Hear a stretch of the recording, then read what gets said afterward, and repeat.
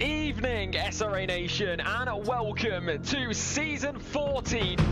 Once you've got qualifying, then the main 1 hour race. Welcome, ladies and gentlemen, to Sim Racing Alliance.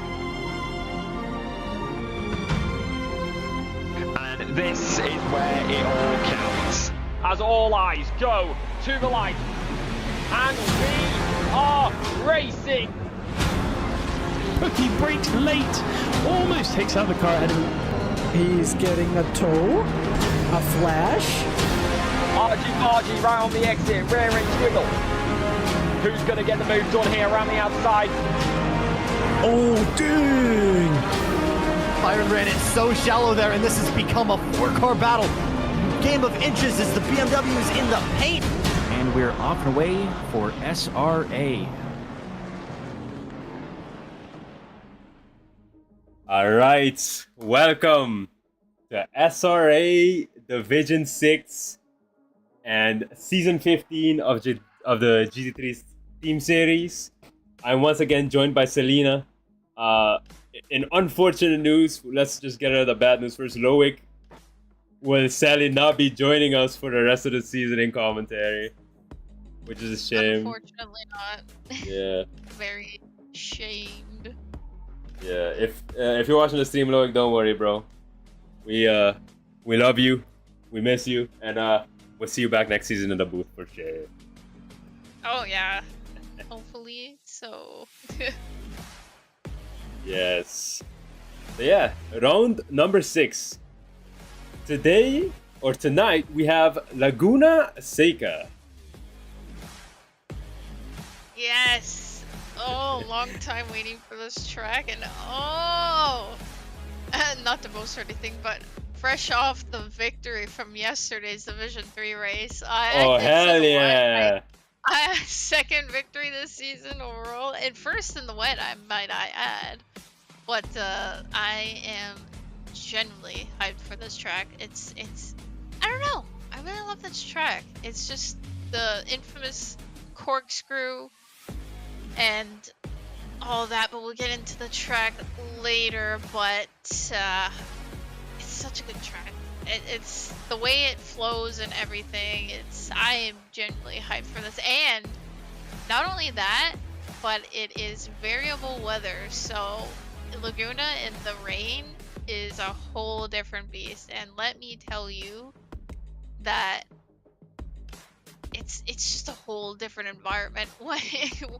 The curbs are really important to hit, and you can't really do that at Laguna Seca, so in the wet.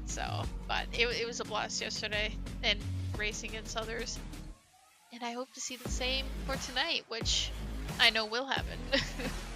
Awesome. So it sounds like D3 had a better race in terms of the conditions compared to D5. Us over in D5 just ran a dry race. Not even. Really? Yeah, not even a chance of rain. Not even a chance of rain.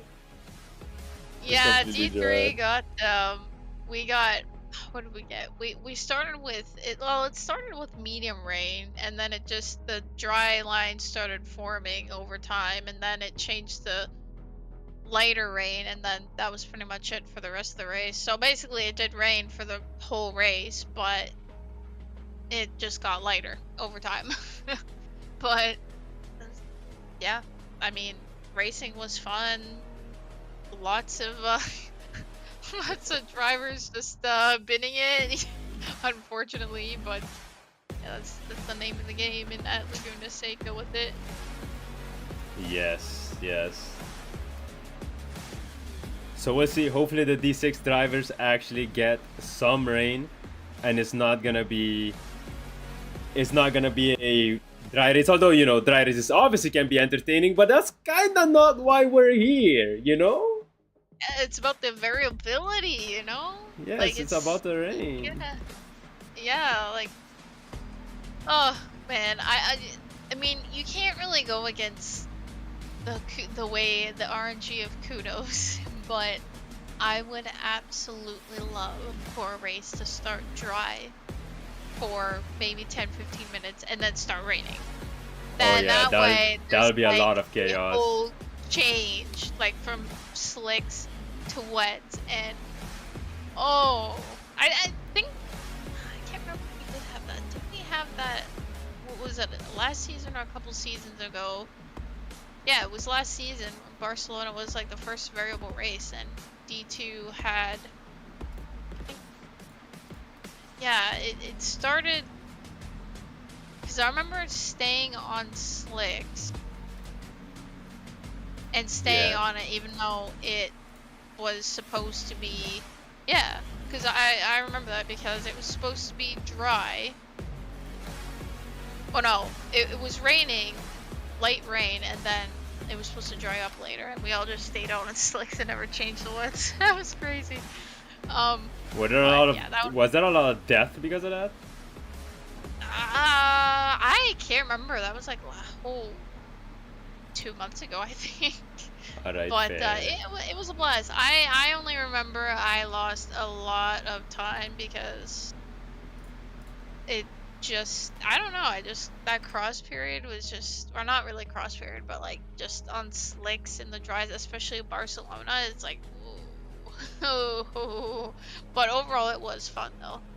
But yeah, I've been really enjoying these variable weather conditions, even though it's not, at least for Laguna Seca, at least for D3, we didn't get the actual dry or wet, or dry to wet or wet to dry variability, but it's. I mean, at least a dry line form. There wasn't just dry to dry, Yep. you know.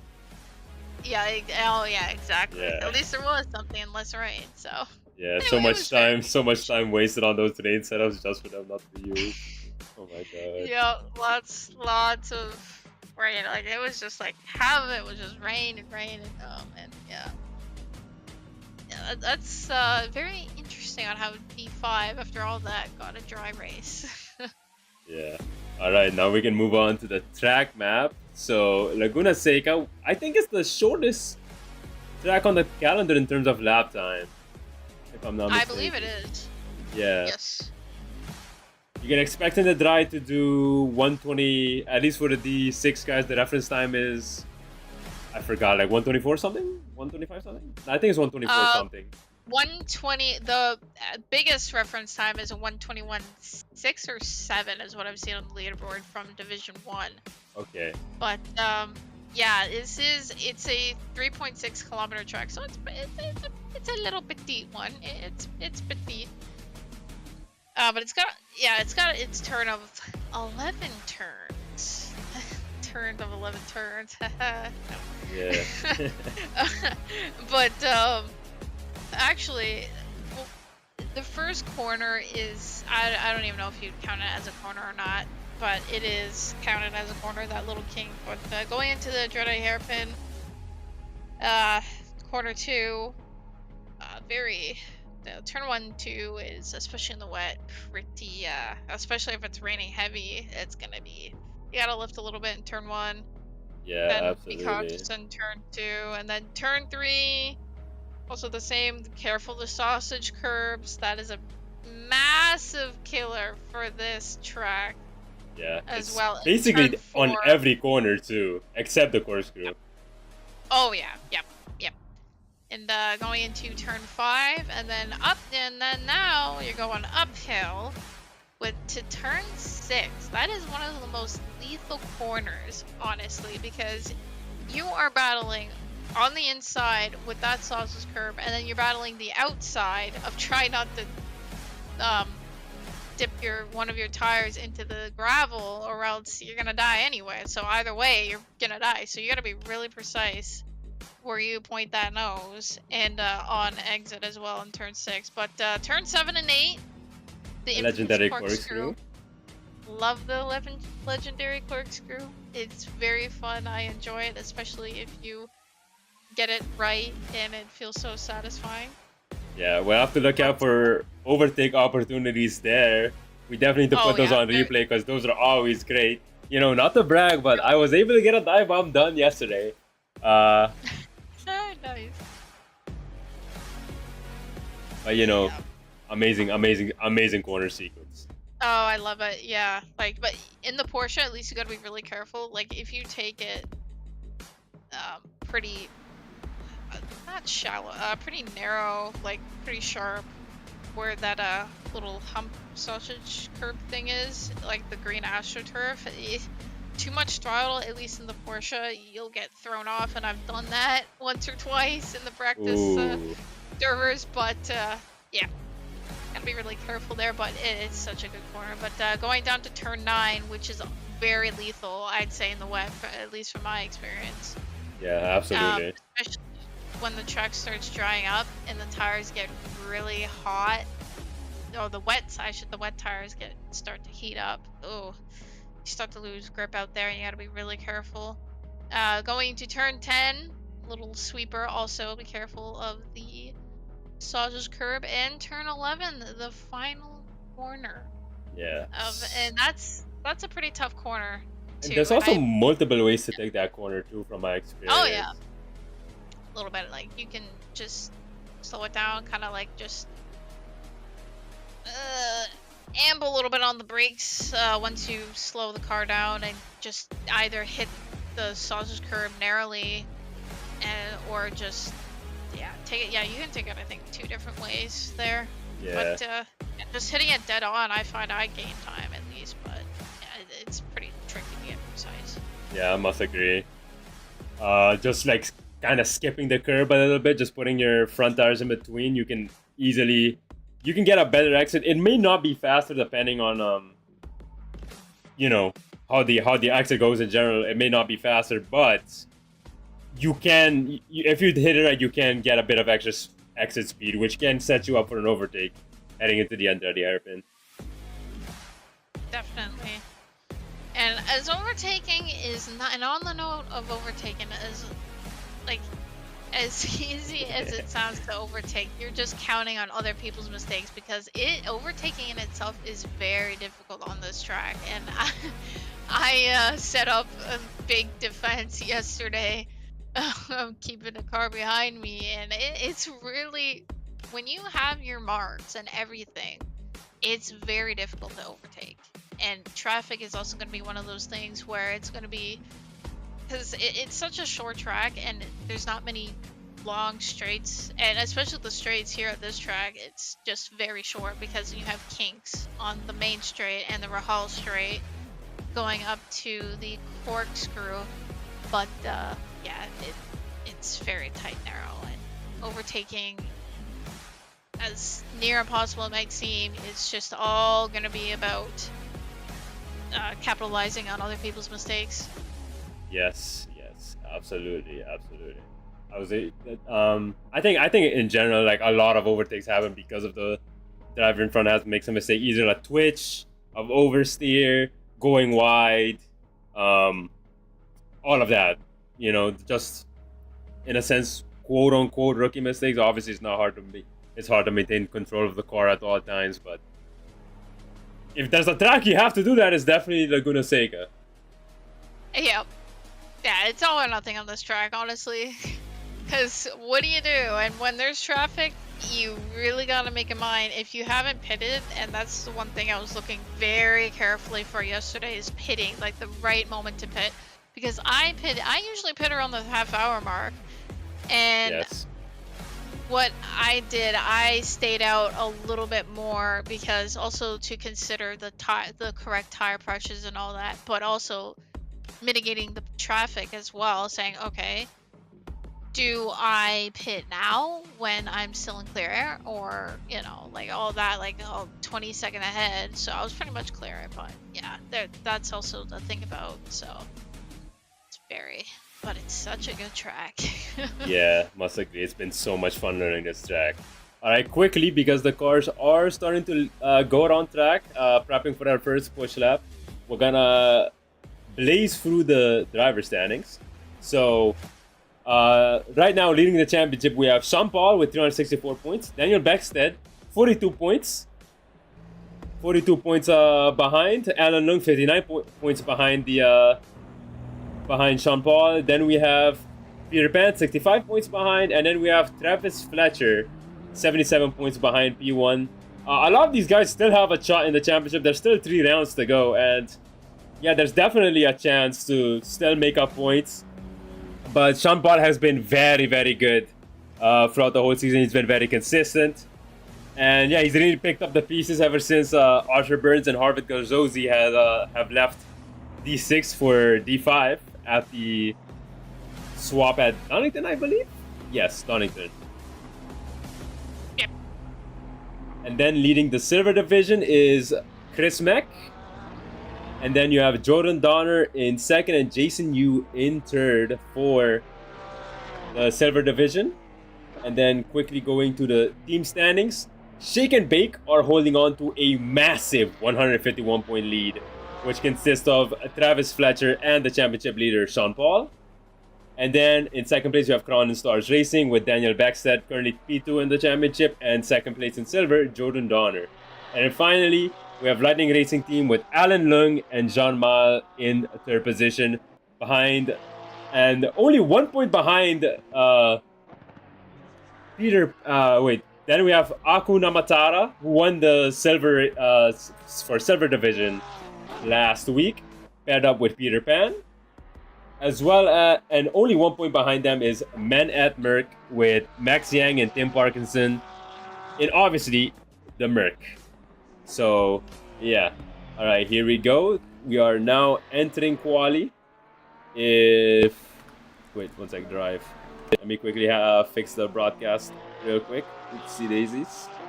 Yes, there we go. And we have the silver drivers out on track. They are starting their laps. Right now we're on board with silver championship leader as he begins his first lap, Chris Mack. And since he's driving a Porsche, I think Selena's doing cool scenic shots. Wait, I guess I'll take it away from here. So you brake around the end of the curb here on the right side. I don't know if it's a bit different in the Porsche. And then through the Andretti hairpin, as we head into turn number 3, Chris Mack goes a bit wide. I think that could be track limits. I think that could be an invalid lap, but it's all good. Since Laguna Seca is a short track, you get more laps than usual to do your push laps. Yes. Oh, let's see. I think that is an invalid lap from Chris Mack. So let's hop on board. Let me see. Qualifying. Yeah, it is an invalid lap. Yeah. On the note of Porsche, recently, I think about either a month or two ago, Porsche has officially claimed Laguna Seca as their official track. So. Oh, interesting. Yep, officially. So this is a Porsche track, and it.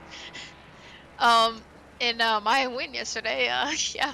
But all that aside, yeah, Porsche has officially stated that they've claimed this track, and it makes sense because every Rennsport reunion that they have every 4 years, I believe, they go to Laguna Seca, and recently they also brought their brand new 963 RSP for Roger Penske. Ooh. So that legendary one-of-one prototype Porsche was actually here, I think the other day for a Monterey Car Week. So. Oh, that's awesome. Really cool fun fact there, actually. So what better way to have Laguna Seca for this week for a Monterey Car Week? So, but yeah, Porsche tracks. But yeah. I wonder if that was intentional. Yeah. I wonder. I think I've seen some tracks be around where real races are, but for Watkins Glen, I think that was like a couple weeks off actually, but from the 6 hours in IMSA, but there's been a couple of moments where I've seen like SRA has a cool little thing. I don't know if it's done on purpose or not, but if it is, then that's smart. Yeah. Love to see the real race and the virtual racing in there. Absolutely. Yeah. Chris Mack is gonna complete his first valid lap. Let's see where it goes. Jordan Donner currently on the pole sitter for silver division. Quinn Jeter also put in a nice lap at 128 as Chris Mack with over a second on the field at 127.1 currently in silver pole position. Great lap from him. We'll see if he improves. He's currently up on his time. But so is Donner. Donner approaching the corkscrew as he hits that ultra fast left-hander. Taking it quite slowly. But overall, he's doing well. He's up 7/10 on his time. He still needs to find around 5/10 if he wants to go for pole position. And he's gaining. He's making good progress. But he's not doing quite enough to snatch pole, but we are still a ways away from the end of silver qualifying. But he's definitely gonna improve. He's up half a second on his time. 6/10, 7/10. Okay, 6/10, and he's gonna cross the line, and that should be good enough for P2. Yes, P2, as we have Reaper. Chris Reaper. I think he was a bit unfortunate last week in Hungary in terms of his race, but yeah, he's currently on pace for pole position. We've talked about it last week. I don't think I'm gonna bring it up this week, but hopefully the long trend of the commentator curse finally lays to rest today at Laguna Seca.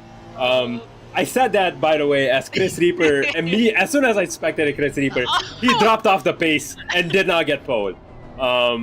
Yeah. Oh, maybe it was because what I said yesterday, being in the commentary booth for an interview, I mentioned that a couple of them said, I think Ian and Seth mentioned that they cursed everybody on the track and I was on the front, so I mentioned, oh yeah, Sig and I do that for D6, yeah. Yeah. But it just so happens to be it's still gonna continue. Yeah, it's been a bit rough. I even went in the D6 chat this week and created a form for what I call the please don't curse me form. It was open for drivers to fill in their names, and then I would not mention their names for the rest of the season. But it seems like D6 seemed to enjoy the curse because none of them responded to the form. So it seems like the commentator curse might still be a thing. And as I see Dave in the chat, Siggy7 agreed to predict that Aku will finish last. So okay, so I think Aku, he's not looking good right now. Aku Namatara, the server winner for last race. What is he? I don't see him in the server actually. Wait, is he a gold driver or am I tripping? I don't see him. He drives a BMW and I do not see him in the server. I don't know if maybe he's serving a quali ban. Probably should have checked penalties as. But yeah, okay. Akuna Matara, I predict that he would probably be the worst of the silvers tonight. We'll see if the reverse commentator curse works. Let's see. As we have Jason Yu currently on a flyer of a lap. Will not disclose how fast he's going. But he's going faster than his old PP, As this might be his final lap. If he can cross the line before 10:30 as he goes off track. Is that a track limits? Yes, it is. Jason Yu violating track limits. I think he's gonna have enough time to do one more lap. So that's nice. Mac is in the pits. His qualifying is done. Same with Chris Reaper. He's also in the pits. Yang has just started his is he started or about to start? Oh yeah, he just started his final quali lap. And you also have Gordon Beverly Jr. No, I'm here not racing tonight. Oh, I see. Okay. Well, I'll save that prediction for next race. So, Aku Namatara is not racing tonight. Confirmed by the man himself in chat. We'll see. Right now, no improvement from anybody at the moment. Let's see. US starting his final lap though. We'll see if he improves. Beverly I feel like he's gonna make it to the start finish line in time. Okay, a little bit of an off-track escapade, but he has 15 seconds to round the hairpin and cross the start line. Let's see if he's gonna make it, as he will most likely be the last qualifier. Yes, it seems like, yeah, he has crossed the line with 3 seconds to spare, so he's gonna be the last person to qualify for Silver Division. Let's see how he does. We'll get back to him. Right now we have Jason Yu on a very good lap. He's up half a second on his time, seeking that silver pole position as he's heading up the hill.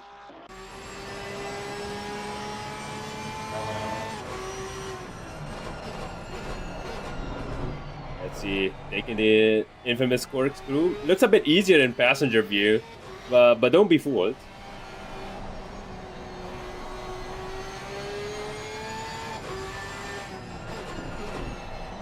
Oh, it looks like. Oh! Fuck that. Oh, that Mercedes, that green bomb. One of the green bomb Mercedes looks like there was damage on the front end of that hood. And, just took a little mistake at turn 5.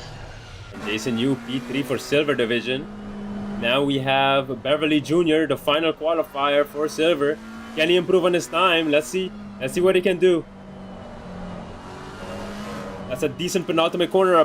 Car was a bit nervous there. As he rounds the final corner, he seems to have gone wide. Is he still on track limits? Whether or not, it kinda doesn't matter, as he is not improving. And so that will remain P6 for Gordon Beverly Jr. So Chris Meck, the silver pole sitter by half a second. Very great qualifying from him. Very great qualifying from him. And now we have the championship leader, Sean Paul, starting his first quali lap. Let's see what he can do. He's been very mighty along with his teammate who missed last race, Travis Fletcher. They've been very mighty in that Lexus. Even shattering the notions we had about the Lexus being slow in Hungaroring. Ah, yes. They were able to get it done. Get a 1-2 lockout. Sadly, some misfortune came their way, which led to Beckstead winning the race in the Ferrari. But we'll see. Once again, the Lexus is not supposed to be that good at Laguna Seca, you know. Not enough straights for it. Yeah, not enough straights for it. And also just the obviously everybody talks about how the Lexus brakes are a bit rough, so Yeah. Oh yeah. I've heard that one too many times. The amount of Lexuses seeing going through turn 6 right now. It's probably gonna be rough for them. And there's a lot of braking. Well, of course, every track there's braking points, but going up to corkscrew is gonna be definitely one of the tough ones. Just because uphill and brake, and yeah, it's you can lock up the tires pretty much there, lock up the brakes. and Sean Paul with a 125.6. Once again, the Lexus is honestly just an all-arounder at this point. It's good on every track. It doesn't matter if it quote-unquote doesn't suit the track. At the very least, Sean Paul gets it done. He gets it done with the Lexus, man. He just has it. Yeah, he makes it work. But it's also not just the car too, it's the driver. The amount of skill that the driver can handle with the car, they can make it work. Like, it doesn't even matter what the car is, it just, if you understand the car and knows what it wants and what it does. Oh guys, Lexus nearly taking too much curve on the social curve at turn 6. But if you know what your car wants and understands it, you can easily just make it work and keep it there, keep it consistent. Yeah, absolutely. We have, right now we're on board with Travis Fletcher, Sean Paul's teammate. Let's see what lap time he's able to put down. He's currently on his first flyer. Taking it easy through the left-hander after the corkscrew, entering the penultimate corner here. the slightly banked right-hander. Want to get it right, but not to go too wide, because otherwise you die in the dirt. Fletcher taking it easy, electing not to jump the curb like I've seen other drivers do. And I see his lap time is good enough for pole position at 1:24.9. Wow. Oh, wow. 6/10. Wow, for decent. Wow. Yes, the Lexus. I Nice. see the Lexus supremacy.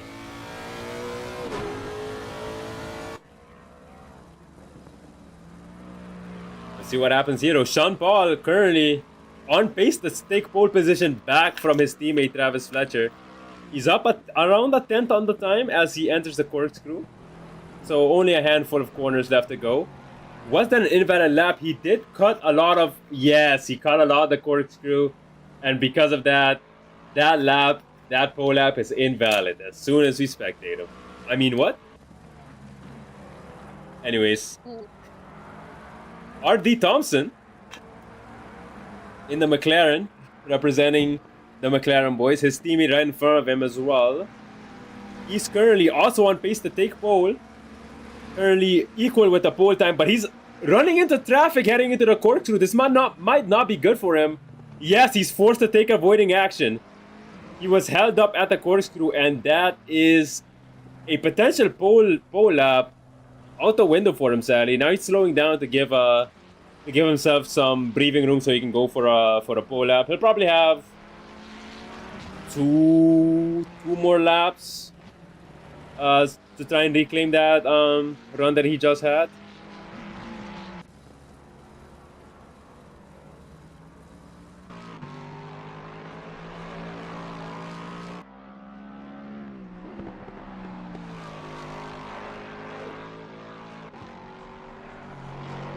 The corkscrew. What a corner. Just looking at it, it's like, oh.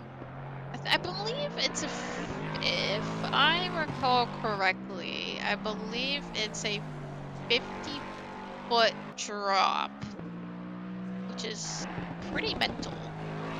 50 feet? It seriously doesn't feel like that. Maybe it's because we're in the sim and not inside a real race car. Oh, yeah, for sure. Like, going to Watkins Glen 3 years in a row now, like, on top of the S's, it is a marginally bigger, like hill than what you see in the sim. Like, by far, the dimensions and everything just, it's like, you don't, in sims, like, even just any sim, doesn't matter, like, just trying to make it realistic as I can, like, you just don't get that sense of height, if that makes sense. Like, you don't get the exact same dimensions like you would in real life, just because it's not reality, but I can only imagine how this track is in real life with that drop. But I can only imagine.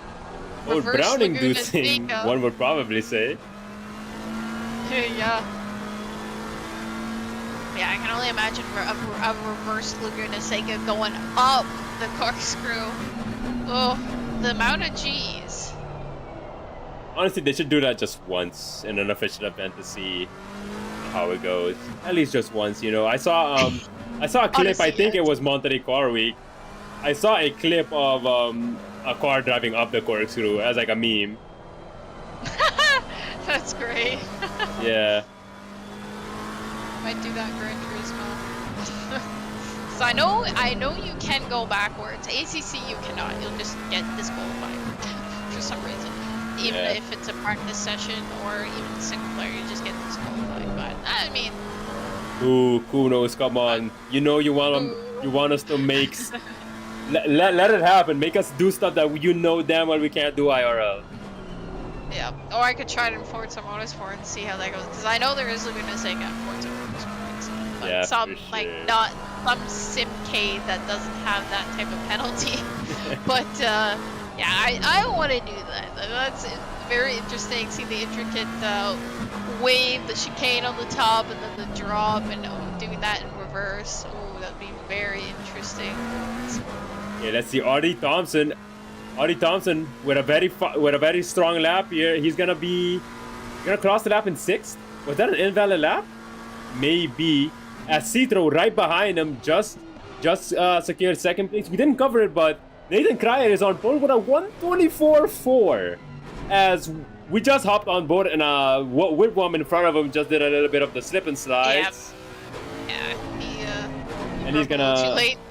Yeah, and he's gonna make way for Cryer. Cryer is currently down 1.3 seconds on his time. I think he's just rushing to get one more lap in. And he's gonna get that extra lap. He has a lot of playtime for that. As he's gonna cross the line and start his lap. Shampal also just started his lap. He will probably check in with him later. Zebberburn is also just started his lap. We'll check back with him later. Okay, Borel is at the corkscrew. As he has a little bit of a slide. Currently third overall. He's only 0.045 seconds off pole with his previous time, but he's gonna have to find 5/10 in these two corners if he wants to get pole. Can he do it? And he pulls into the pit lane. As Citro is currently 3 seconds on his time, he's probably gonna pull into the pits as well. Jason Whitwam early in the laps. Let's check back in with Zipperburn Sr. As he's currently improving. He's currently P14 as he approaches the corkscrew. But Lebanon, looking at Lebanon, he might have a chance for pole here. He needs to find 4/10 in these final two. Let's see if he can. It's not looking too bad for him. At the very least, he's definitely gonna be maybe P4. He can definitely qualify P4. Let's see that very great exit. He's up 4/10, and he's gonna cross the line, and it's going to be P5. Just 25 milliseconds off of P4 with Travis Fletcher. Let's see, we have Whitwam rounding the corner, trying to improve his time. Not a threat for pole position. And he will improve, but is it enough to give him a position? Yes! Just jumps Jeremy Ron for P10. And yes, that has been Laguna Seca qualifying. We have Nathan Crowder in pole position, Citro in P2, Borel in P3, and coverage will continue after a word from our sponsors. A huge thank you to our SRA sponsors and title sponsors for supporting us here at SRA, as well as support from Documise, a modern business solution for product management. Go to documise.com to learn more today. And support from Retro Saga, a North American-based gaming company that provides accessories for your favourite classic systems, including Nintendo, Sega, PlayStation, and much more. Enhance your retro gaming experience today at retrosaga.ca. And a big thank you to our affiliates, Track Racer. Experience redefined gaming with Track Racer's high-quality sim rigs and accessories. Use code SRATE at checkout to support us. Armamentario, a toolbox for ACC that will enhance your chance to win. Enjoy a fully customizable and enhanced HUD to change the way you experience ACC. AT3D Sim Shop. Upgrade your sim racing experience today with premium 3D printed accessories featuring precision crafted magnetic shifters, sleek cable management solutions, versatile stream deck mounts, and immersive dashboard displays. Their innovative designs enhance performance and style, elevate every lap with top-tier quality and craftsmanship at at3d.net. Go Setups, premium esports setups for everybody. Use our affiliate link on our Discord and take your drive to the next level. Castle and Cauldron, a home-based crafting business specialising in handmade Harry Potter, Fantastic Beasts and Fairy World collectibles. Magic wands, potions, mini dioramas, wall decor, costumery, cosplay, and much more. Castle and Cauldron is where crafting meets the magical. Visit facebook.com/Castle Cauldron. And from KP Concepts, your source for custom automotive renderings, graphic design, and printing. We spend countless hours making you look all good for the spectacle. Check out kpconcepts.com for more.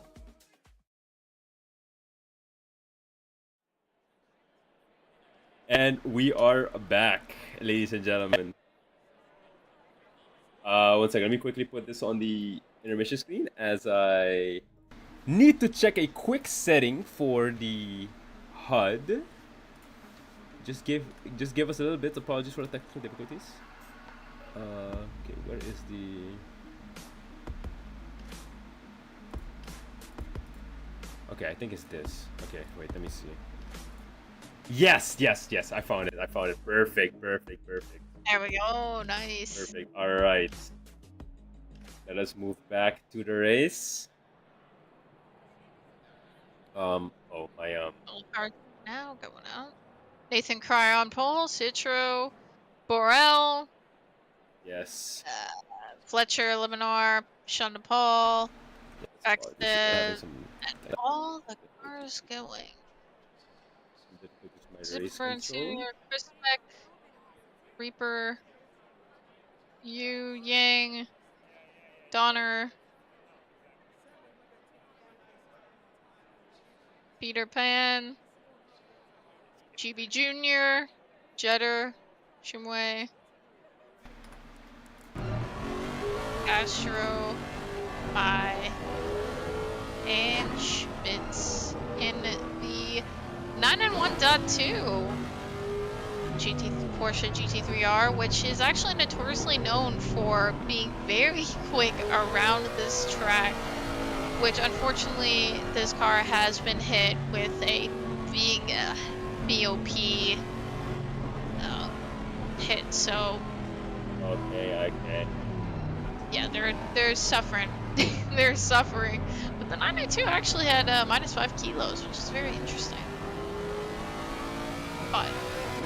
But nonetheless, it is a Porsche track. Officially licensed with Porsche. Yes.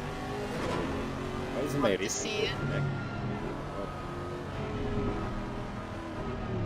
Wait, might have. Okay, we're gonna have to do this the old-fashioned way as I fix my race control settings.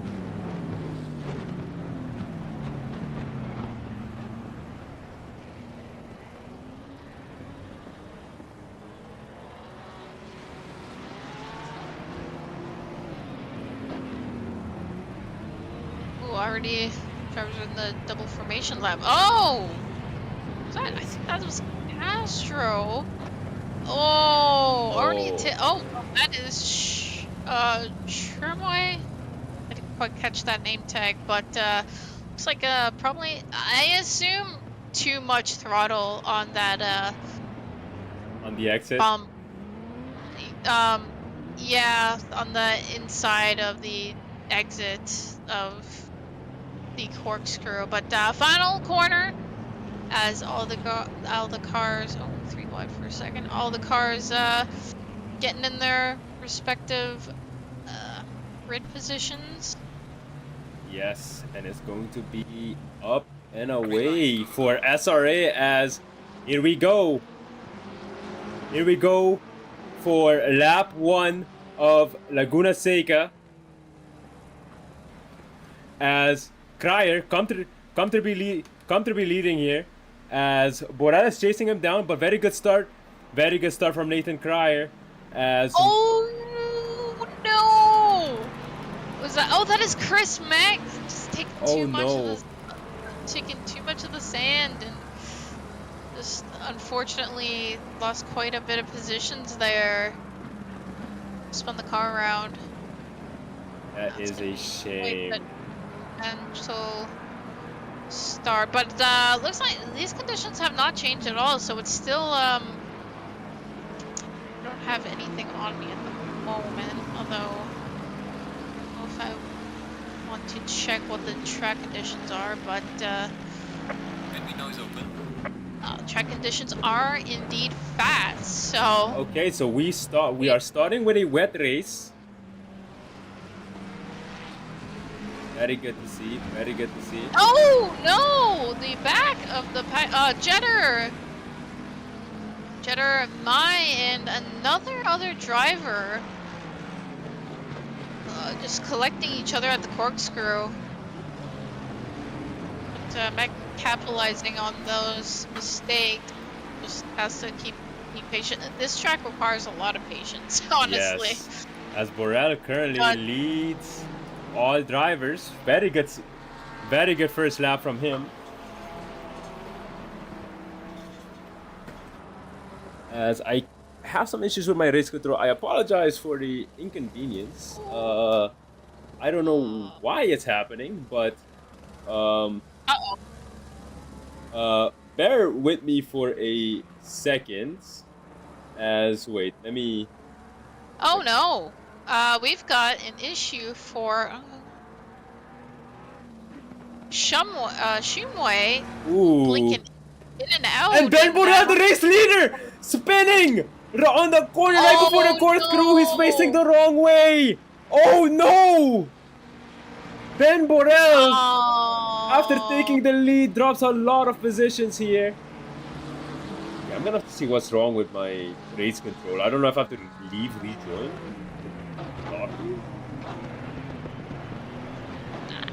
Probably troubleshoot that. Yeah, because I've been trying to restart the program and it doesn't work. So, very interesting. Yeah, probably a restart of the game would probably do. Yeah, sorry for the inconvenience. Where's ACC? I will. In the meantime, I will enlarge the pip. No, they actually, unfortunately, I do not have all the information. Although at this point, I think I will do that. Yes, while I quickly fix the issue at hand. Apologies once again. Okay, let's see. Maybe just leaving rejoining will fix it. Hopefully, because that would be nice. Windows opening. Like, yep. We're good. Okay, Perfection. let me resize the pip. Okay, it's a bit too big. Yes, okay. Yes, we are back, ladies and gentlemen. I have my race control. We can properly cast now. Yes. Okay. Okay, now all the information is there. Yes. Alright, there we go. Okay. So, Travis Fletcher is currently in P1. And then, second place with the fastest lap, we have Paulo Alberto Libanor. The current gap, if I can get it real quick, is 0.8 seconds between him and Fletcher. So, we'll see how that goes. Right now, we also have Jeremy Ron chasing down a Mercedes. Trying to stay out of the draft as he heads into turn 1. The Ferrari very, very quick through sector 1 as there's a car that has gone off. Thompson, I didn't quite catch that. He just went off a little bit at the injury hairpin at 2. I don't know if there was contact involved to initiate that, but he lost that position to Citro. Yeah, and now we have Chris Reaper. He took a peek off the inside of Lung, but wasn't able to get the overtake done into turn 1. He's gonna have to wait for a little bit more. RD Thompson, he has very good pace right now, as well as and Parkinson right now. Ron was able to get past Parkinson. Ron was behind Parkinson last time we checked in on him. And so Ron is currently holding the lead as we head into the corkscrew. Let's see if he can hold it. It seems like Parkinson, he's thinking about a dive. The side's better against it. As Thompson is currently side by side as well with Citro, chasing him down for P4. Let's see what he can do here.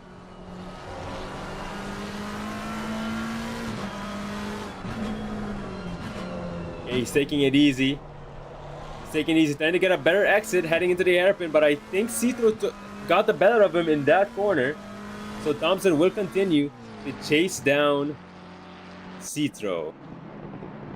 And now we also have Whitwam is on the bumper of the Mustang of Zipperburn Sr.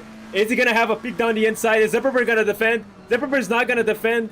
Whitwam tries to get a peek down the inside, but there was almost contact as he was very late on the brakes.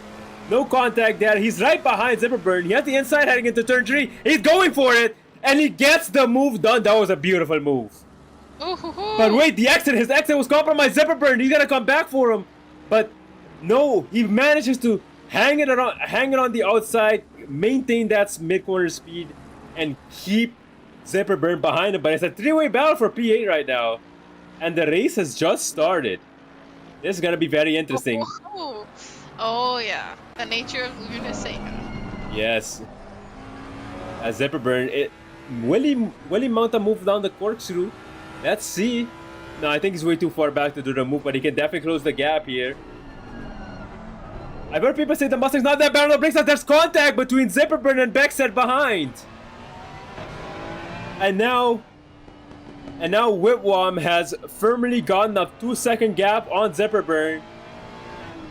And so he's gonna be able to hold on to the position for a while. Let's see any other battles happening. Yes, I think this is a multi-way battle. Yep, a multi-way battle for P13 as Schmitz going wide, eating a little bit of gravel. He kept it on track, but he's gonna lose a few positions as a result. He was P13, now he's P16. He's lost a few positions. But yeah, there's some wheel-to-wheel battle happening with everywhere on the field right now. We have Donner. Top 5.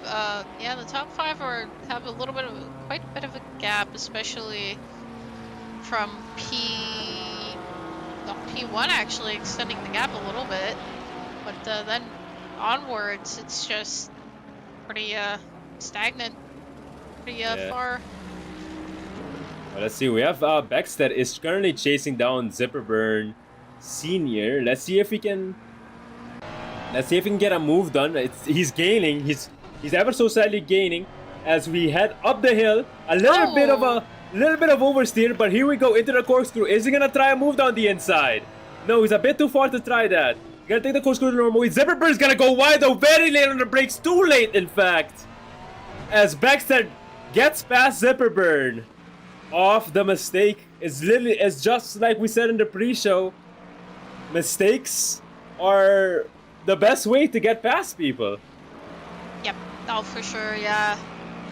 Anything can happen at this track, especially in the wet, where a lot of Division 3 drivers just getting caught with self-inflicted moments with this track, with the whether it may be turn 6 on the exit or even on entry too, with the sausage curbs, or just the wet at turn 9 and all that. It just, or even turn 10 even, like it's. But this is the dry. It's still a fight between car, or I should say driver, and curbs. Absolutely. Thompson is still chasing down Citro for that 4th position. He's a bit closer than he was last lap, so let's see if he maybe will have something at the exit of the corkscrew. As Champagne is also within touching distance, the current P3 is in touching distance for this duo as well, who's currently fighting for 4th. Let's see if Thompson can get the move done. He's currently lapping very quickly, only a 0.3 second gap. Let's see if he can get a better exit heading out of the final corner. It seems like he may have had, at the very least, he's firmly in the draft. Liam taking, speaking of sausage curves, Adam Liang taking too much of the inner curve on turn 6 and lost a fair bit of positions after that mistake. Ooh. Yeah, this is the closest Artie Thompson has been to Citro. He just set the fastest lap of the race as well, a 1:24.2. I think that's good enough for pole position in quali. Yes. Although I think the track conditions were different. Should probably note that. I didn't see what it was, but I'm guessing it was a green track, and now we have a fast track. So the track is also a bit faster. That's fast. Yep. I believe that is Donner and Reaper. Yes, Donner and Reaper. Oh, not Donner actually defending. It still maintains the position, but Reaper is not gonna take that lightly. Yeah, it's a 0.1 second gap. Yeah, look at your pip right now. Does he have the inside line? Of turn 5. Yes, he has some overlap. He makes it very nicely done. That was clean. Finished challenge it. Very clean indeed. Reaper was ready right on there, and already his gap is extending by, looks like already half a second. Schmitz also looking up to do the same thing. All right, Getting let's very see. Artie Thompson for closely. P4. He's diving down the inside of turn 1. Downshifting all the way. Can he get the move to stick? They're side by side heading into turn 2. If I'm not mistaken, Citro has the inside line. Yes, he does. But around the outside, he's holding it. And he's getting it to stick. It's very tight. Citro has the inside line once again. And Oh, Thompson, he's gonna go wide. And they're still side by side. But Citro's gonna start pulling ahead. And Citro manages to hold on to P4. Very good overtake attempt by Thompson. He almost had it. And there's a yellow flag. Yellow flag. Ron has spun. He seems to be recovering, but he's lost a few positions as a result. What has happened to Jeremy Ron? In the curb. He took a big bite of that sausage and yep. Never Not knew it. good. The sausage Adam is Lee very get a- dangerous. really good run. Oh, wiggle a little bit of oversteer. Just very close. Trying not to hit that 991.2 Porsche. Let's see, Nathan Cryer right on the gearbox of Jeremy Ron. Maybe even giving Jeremy Ron a bit of a push as he gets past. Jeremy Ron ate a bit of grab, and there's another yellow flag. It's Beckstead. Beckstead is in the wall. Wait, Beckstead is in the wall. What happened to Beckstead? Let's ride passenger side. Into the corkscrew. Oh, too early on the gas. Oh no. Okay, I said he's in the wall, but it's just like a very minor tap. He's fine. His car isn't in bad condition I'll at all. buff out. Yeah, it will buff out. It will buff out. Yeah. Adam Long is just got past Schmitz, but Schmitz trying to take a little peek on the inside, saying hello, I'm still here, but lost that position to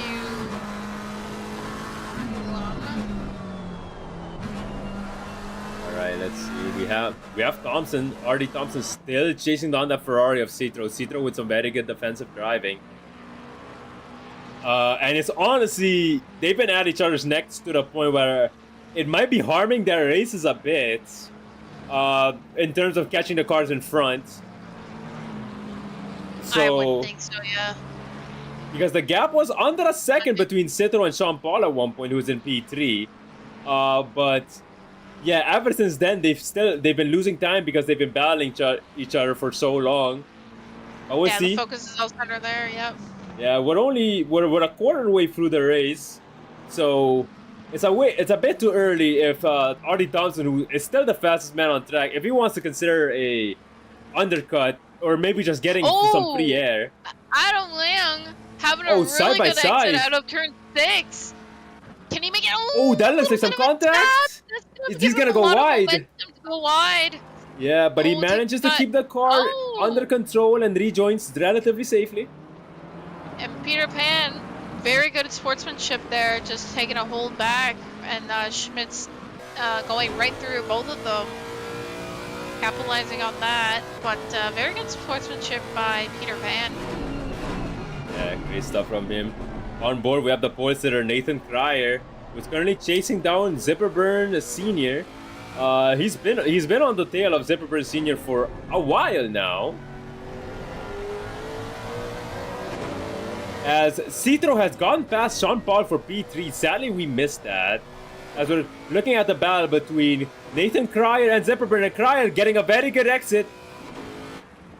He has a little bit of an overlap, but Zipperburn has the inside line. Zipperburn has some very good rotation on that Mustang. They're side by side heading into the very dangerous corner before heading into the very dangerous uphill, and Zipperburn deciding not to go side by side into that corner. Very wise decision, as Cryer manages to get the overtake done. Good stuff from him as Ron down the inside of Zipperburn Senior, and there's the double spin of Ron and Zipperburn at the corkscrew, and Borrell goes through both of them. Oh my goodness. And now they're trying to rejoin, finding the right moment to rejoin. You have Ron and Zipperburn. Their cars are still stationary. They can't go anywhere. Still there. That's unfortunate. Very unfortunate for them. They have both lost a lot of positions there. Oh, Schmidt's getting so close to Donner for a second there at turn 10. Oh, and there's a yellow flag. There's another yellow flag. We have Castro. Castro was in the wall, and the curb, but the sausage strikes again. Ah.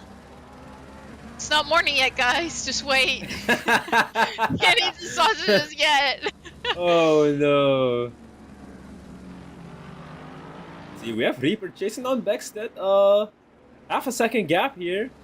And along with also the very big battle between Donner, Schmitz, Long, and Peter Pan. But that is very nice to see in the pip. Oh yeah, this battle is 2x2 battle, and it kind And of behind them, Parkinson. collects each other. Wait, was it Parkinson? It was another Mercedes that just flew off the course. Oh, it's the Mercedes of Max Yang that just flew off behind the Reaper. Yeah. As we have Donner around the outside. Oh, wait, which one's Donner? Oh wait, no, Donner just got overtaken by a bunch of cars, I think. Yes, he lost 3 positions. What happened there? Uh-oh. Well, he has joined the furball. He has joined the train of Schmitz and co. And there's another yellow flag. Jeremy Ron once again. Jeremy Ron, another yellow flag. What has happened here? Oh, this battle, this train. Oh, Schmitz. Oh, going too wide. Whoa, what's happened there? No. Oh my goodness, there's some chaos. There's like 10 cars That's there. a good recover, though. Oh, 3 wide at the final hairpin. Oh, Oh wow. my goodness, they managed to keep it escalated very clean. quickly. The nature of Laguna Seca, ladies and gentlemen. Oh, Schmidt's getting really tapped, and in the Porsche, you do not want to get that amount of rear end damage. And Hopefully he'll be able to maintain Porsche. position. Wow, that's that escalated very quickly. Yeah. But now Peter Pan leads that train. But Donner lost quite a bit out of that, as well as Yang. Okay, we have Citro, who is currently chasing down Libanor for P2. Citro has been moving up the grid. He was under threat by Thompson, but ever since he got past Sean Paul's kind of acted as a buffer between him and Thompson, who's been very quick. He's still holding on to the fastest lap on track. He's actually improving on that previous best at the moment. As Citro currently chasing down Libanor, a 0.4 second gap. Let's see if we can get. Let's see if we can get close to that BMW. He has a decent exit. He definitely has a chance here.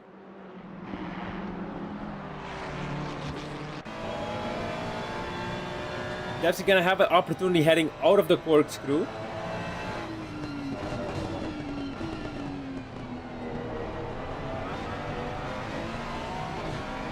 Yeah, it seems like he's had a slightly better exit as there's a yellow flag. The pole sitter is moving very slowly. What has happened with Nathan Cryer? Let us see. He has some front end damage, and he has taken another bite of that sausage. But he was able to do a 360 and keep the car going forward as Borel got past him, but no other car was able to overtake him. As Citro... Peter Pan losing composure for a moment there at turn 4, but now loses it to Schmitz, getting caught in between the two different generation Porsches. And Libanor has just gone wide. Citro is right on the rear, but he has a snap of oversteer. He's struggling to keep the car under control. But yeah, this is definitely the battle for that second position. Once again, at this point, they might be ruining each other's races, at least when it comes to the chance for taking P1 from Travis Fletcher. Even in the chat, sausages, num num num. You do not want to eat these, bro. You do not want to eat these. I promise you. Exactly. Just wait until the morning. Oh, is that Reaper? Yeah, Reaper going Yes, off. Reaper, yellow flag. Oh no! Woo! For a moment, everyone got collected again at the final corner. Schmitz also getting And a Parkinson also getting a yellow flag. Whitmore was able to get past him. I think he had a little bit of an off-track adventure. Nothing too devastating for him, though. He seems to have only lost 1 position. As down the inside, Citro. He has the inside line. Can he get the move to stick? Yes, he does. He's comfortably ahead, but wait. Libanor, I thought he was gonna go for a dive down the final corner, but Citro manages to get the move done and gets second position. He's been moving up. He's been moving up as we're starting to enter the pits window. Looking at the forecast, it seems like we're gonna have a dry race. Now Matara saying, why do you think I'm sitting here and not racing? Definitely not a fan of those sausages of Laguna, that's for sure. Yeah, that's understandable, but I enjoy this track. Like, as we've seen clearly, the amount of the hard racing going on, it's just crazy. Yeah, it's so absolute joy to watch. And then we've got down here with Adam Lung leading the train now instead of Peter Pan, who was in a little squabble earlier with Schmitz.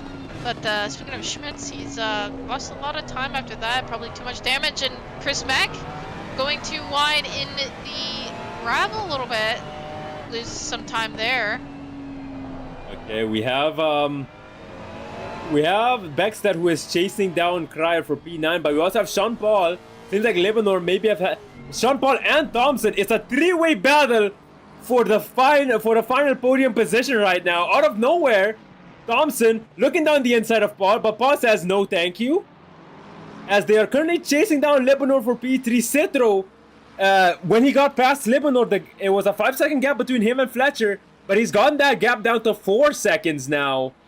3.5 actually. Citro is absolutely gaining on Fletcher right now, and he might be poised to take the lead of the race in a few laps time. We'll see. We'll see how that goes. Right now, we are locked in on this three-way battle for 3rd position.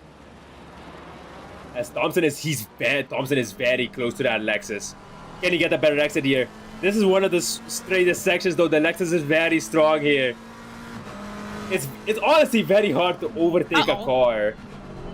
McLaren off at the corkscrew, actually. And Reaper going right 4, through 4, at 2. turn 9.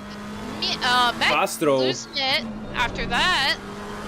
Oh, well, so much action. Oh, Reaper going to the pits. So much action. It's like, I can't even catch a breath. No, absolutely not. This battle for P3 continues. Thompson, he's flying. But it's very hard to get past the car when the car has better straight line speed. Because at that point, you have to find a way to exit the corner at a way faster speed than he does to offset that speed differential. Let's see. Thompson, he seems like he's gotten a very good exit here though. But is that enough of an advantage? He's 0.2 seconds. He's in that draft, but the Lexus is still pulling away slightly. He's trying his absolute best. He's going for he went for a crazy launch down the inside, but that was not going to work. As Paul, now that he has a bit of breathing room, can he chase down Lebanon and secure P3 for himself? Citro, 2.5 seconds between him and Fletcher, the leader of the race. 2 seconds. He is currently closing the gap very quickly. He took 4/10 out of Fletcher in the last lap alone. As Lebanon makes a mistake going wide, and Sean Paul picks up the pieces and gets past Lebanon for P3, and now behind him Fletcher with back marker traffic in front of them. Let's see, is Thompson gonna go for the move in the corkscrew? He thought about it. Forces Lebanon to defend. He's gonna go around the outside. Can he go around the outside of the corkscrew? Yes, he can. He gets the move done as Lebanon is jammed up by lap traffic. Oh my goodness, what a high IQ pass by R.D. Thompson. Wow, I gotta hand it to him. Using the back markers as a rolling roadblock to get the move done. Wow. Oh, yeah. The nature of Laguna Seca with traffic. Yes, absolutely beautiful move. It definitely doesn't beat his teammates move in Donington. I'm probably gonna mention it every week going forward. But the double overtake into the penultimate hairpin. Absolutely glorious dive bomb. Overtake. That was amazing.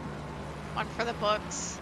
Yes, absolutely. I gotta go look at the stream archive. I gotta clip that, honestly. Yes. If there was SRA should hold the overtake of the season thing. Maybe per division. or maybe just in general, regardless, SRA admins, if you're watching, you know, like, consider the idea.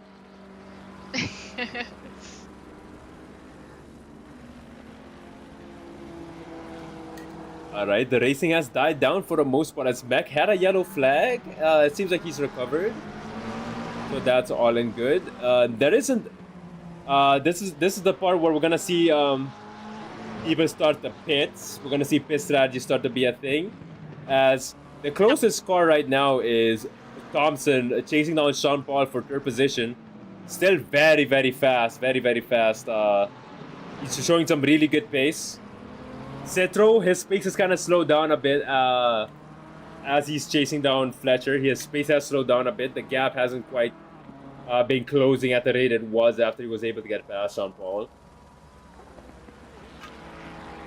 We'll see what pit strategies we're gonna see. We see some cars that have already pitted. Zigberburn Sr. We have Peter Pan, who's also pitted. Miles, Jetter also have pitted, and we'll see how that works out for him. It seems like in Reaper's case, if I can just get his car, Reaper has 5.5 seconds of free air, or 5.5 second gap to the nearest car, so he has a lot of free air to work with. So that could be very good for his strategy.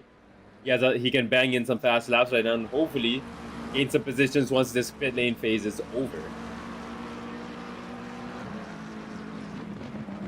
As back with Thompson, he's still chasing down Sean Paul for that podium position as a car spins out in front of them. Oh, two cars. Oh, Meg having a little incident there. Yeah, two cars off track in the corkscrew there. As Sean Paul is 0.6 seconds behind Cetro. Cetro's pace has really dropped off. I think his tires might be very worn down at this point. Maybe he needs to consider pitting. Hopefully he'll come out in relatively free air. But looking at the track map, it seems a bit iffy. Obviously, it's a three-way battle for second now, as Sean Paul trying to go around the outside of Cetro. Can't quite get it to go, and going wide has given RD Thompson the chance. They're side by side, but Paul has the inside, and there's gonna be contact. Ooh, and that's contact. Saving it. But Thompson saving it, but Paul moving slowly, losing two positions as a result. And he's currently being chased down by a back marker, I believe. Yes. But yeah, Thompson getting P3, a bit of a contentious incident. We'll see what the stewards will think about that one. As 442 is 442, another yellow flag. Castro has not had a good race so far at all. It's been a bit miserable for the young man. As Seanway, there was a yellow flag on him. Don't know what that was. As Beverly, a yellow flag on Beverly. Oh. What happened to Beverly here? Oh. Let's see. I think Beverly, yeah. Oh, he went up. He just had a little bit of an off-track adventure. He manages to save it. Almost collects the McLaren of Borrell, I believe. But yeah. So far, the top 14 cars still have yet to pit. Schmidt's essentially the net leader in a sense, or not really a net leader. We don't know how many times the top drivers will lose to the pit lane, but at the very least, he's leading all the people who have pitted. As Beckstead was able to get past Nathan Trier, very great overtake from him. And I think that's like the last battle that was within a second. Nathan Cryer has pulled into the pits. Quite a bit of cars are now just doing their own thing with the pit strategies, because this is the window where you're gonna see like a little lull in the storm of all things until when everyone is complete their pit stop. It's gonna be all zesty all over again. Absolutely. And looking at the weather prediction, it seems like it's going to be a completely dry race since we have the last 30-minute prediction. So just like D5 yesterday, it is a completely dry race. Ooh. for each division. Us and D3, we had it all wet. But as at my, it looks like my Beverly. having a little incident, little shunt. Yeah, I having a shunt to the Beverly's in the wall pits. at corkscrew. Yeah, Artie Thompson is in the pits. He's the first of the top 5 to pit. So we'll see if that undercut strategy is gonna work for him. He's been very quick. He still is holding on to that fastest lap of the race. So in free air, I think in free air nobody can touch him. As you see his teammate also pitting in front of him. So yeah, a lot of cars are starting to pit into the pits. Artie Thompson just finishing his pit stop. So Oh, looks like Borel. Ooh, Borel overshooting his pit box. ooh. Now the car being pulled back a little bit, so he's gonna lose about 3 to 5 seconds there. That's a shame. We'll see how he comes out in the pits. Thompson is staring at a 15-second gap to Beckstedt in front. Let's see. Can I see relative? Not close. But yeah, looking at the track map, Audie Thompson has pitted in relatively nice free air. The nearest, he has one car in front of him, which is number 642, which is, if I can find it. Wait, is it 642? Yes. Number 642 of, or 442. Is it 442? No, it's not that either. Which car is 642? Oh, there it is, the NSX of Reaper. And I see there's a yellow flag with one driving slowly. Okay, seems like he's gone under control. Okay, he's fine. Citro has put into the pits as well as Beckstedt. So top 4 drivers still have yet to pit. Fletcher has been leading the race for a while though. The Lexus of Travis Fletcher, ever since he's taken the lead, he's kind of not looked back. We'll see how he comes out after pitting. But he's currently holding a 10-second gap to P2. So yeah, very good performance by him so far. Definitely. And actually, I believe that is him. Yes, that is him Going peeling into the into the pits right now. Fletcher into the pits.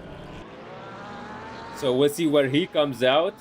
Mainly, for sure, we want to see it compared to R.D. Thompson, who was the first of the top 5 to pit, and he's been absolutely flying.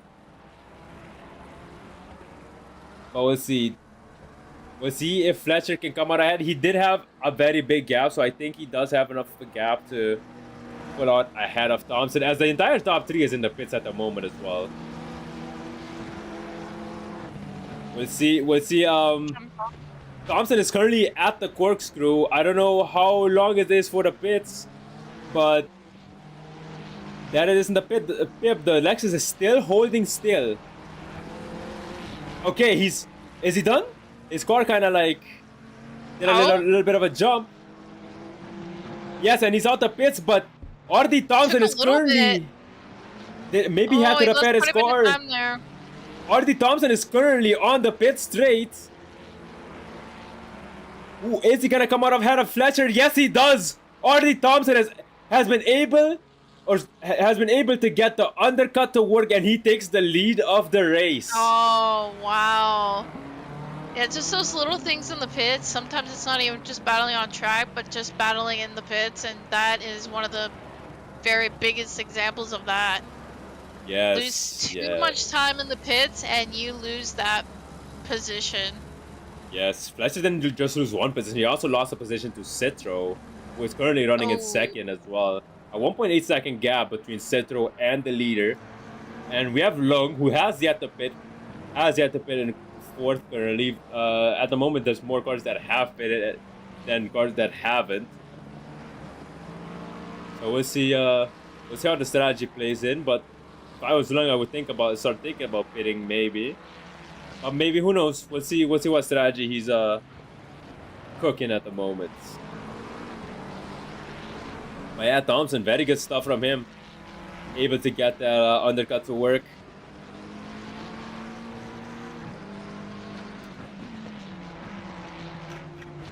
Currently, still not a lot of battles happening on track. As Donner peels into the pits. Currently, Nikin is the silver leader, but he has yet to pit. The next silver driver is the Porsche, the last generation Porsche of Smith, who has pitted. And looking at the gap between him and Nikin, if Nikin were to pit, he should be able to take the silver lead then for silver division. There's another yellow flag. Chris Mack going off on the corkscrew. Oh, again. That's not the first time I've seen him lost it there. Yeah, as there's another yellow flag for Shumway. He's driving very slowly on the gravel. Is he gonna RTG? He's driving very, very slowly. As Castro, another yellow flag for him. As wait, there's a yellow flag for our pole sitter, Cryer, and he just spun. Nathan Cryer. Let's see. On the penultimate corner, takes a bite out of that sausage once again. The theme of this race has been not eating sausages, and you will probably live. Yeah, that's a massive one, especially on the dry. It's pretty much just the sausages, really. Nothing else. No tires. Well, yeah, tire deck especially, but turn 9 is one of the very few corners to look out for. As R.D. Thompson, a 1:23.8 in another fastest lap of the race for him. He is absolutely flying on these new tires, building as big of a gap as he can to Citro. Looking at his car, he has a relative amount of free air as well, as he just gets left by a back marker. With the next car having a significant gap, and if he's able to get past car number 813, which is, if I can find it,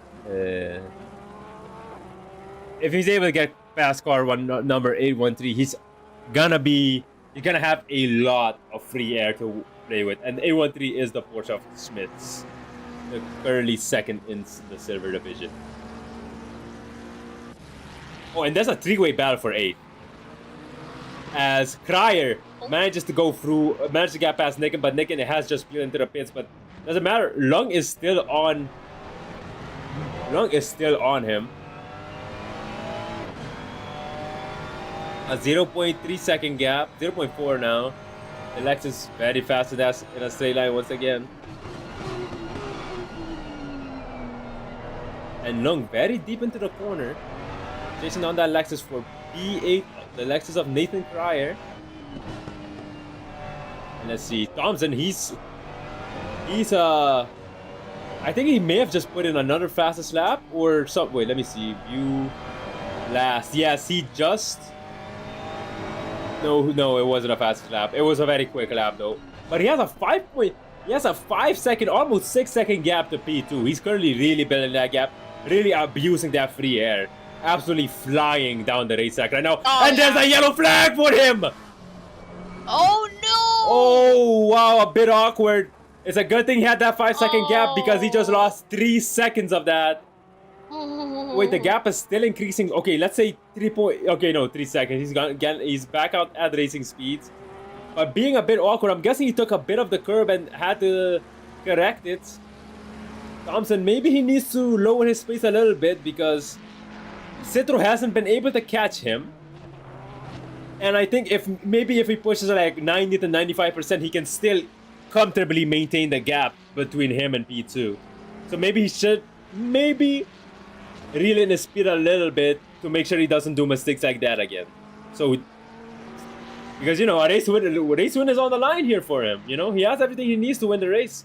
As Schmitz lets him through.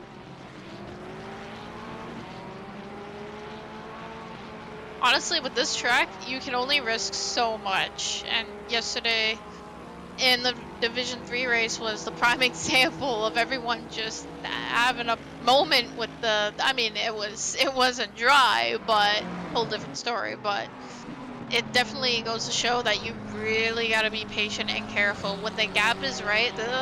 This is what I did. When there was a fair gap and pace was fair, you just can't. You gotta slow it down, just pace, just a little bit and not risk too many things and over. Ooh, and there's a yellow flag. overstimulate Jeremy the Ron's squad corner. is in very, very bad condition. Oh, and No. yeah, it seems like he's had a very big impact. Oh. And yeah, I don't see him on the race control anymore. I think he has Uh-oh. I think he has RTG then left. That's a DNF for No. Ron. Very big damage on his car. Yeah, hate to see it. Yeah, hate to see it. That was a very, very big impact. As Cryer's currently chasing on Beckstead, although he has some damage on the front of his Lexus. Let's see, looking at other battles, not a lot of other battles, although Citro is slightly closing the gap to RD Thompson. The gap is now down to 1 second. As Citro just set the fastest lap of the race at 1:23.6. Oh. As Fletcher behind him sets another fastest lap of the race, a 1:23.63 instead of the 6.6 set by Citro. So we're gonna have to see here. It might end up being a three-way battle for P1. There's still 15 minutes left, 17 minutes left in the race even. So yeah, don't go anywhere. As Cryer currently chasing on Beckstead, he has a very good run into the corkscrew. But will he rely on those Lexus brakes to get him fast in the corkscrew? I think he's gonna stay nicely behind the Ferrari for this one and try and get a run here. As Beckstead, the rear of the Ferrari not looking too nice, a little bit of damage. As Cryer, he's really on the rear. Gets a very nice. Ooh, and he tries to take a peek down the inside, but elects not to go for it. And Beckstead holds on to the lead. A very, very intense battle for P6 right now.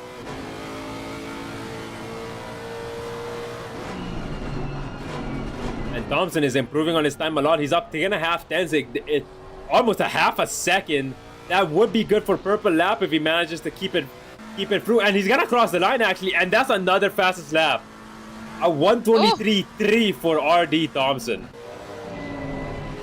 Realizing the threat of Citro behind, decides to add in a little bit of extra pace. And once again, Cryer trying to have a look down the inside of the Ferrari of Beckstead, but Beckstead is not letting him have anything. And now he's gonna go wide, eat a bit of gravel. As there's a yellow flag for Whitwam, but he's back to racing speeds.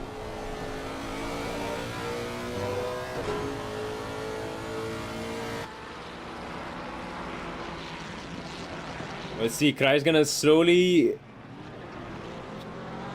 gain more time on Beckstead before he's gonna be in line to do another attack. Schmitz is first in silver in the 813 Porsche, but Reaper is chasing him down. 2.5 second gap between him and Schmitz for P2 in silver. Yu is currently P3 in silver and has a very comfortable gap to Beverly, which is the P4 silver driver. As Cryer still chasing down that Ferrari into turn 1. Very good braking point from him. Is he gonna try and double apex it? Yes, he's gonna have a good exit, maybe even a better exit than Beckstead there. Felt like he took the better line. Down the inside, yeah, he's gonna have a good speed. As Fletcher has just said, now Fletcher has the fastest lap of the race at 1:23.0.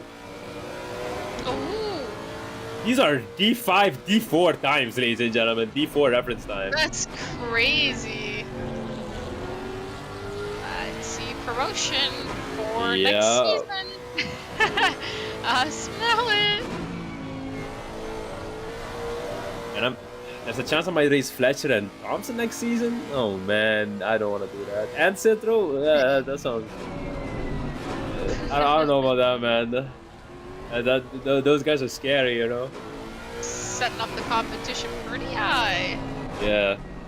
I must also add, getting chased down by the Porsche of some number 7 Selena Boonstra is also very scary in the practice race earlier this week. Yes. Do not recommend. I do many laps here, and it showed. And it's funny because I'm not particularly that quick in wet races.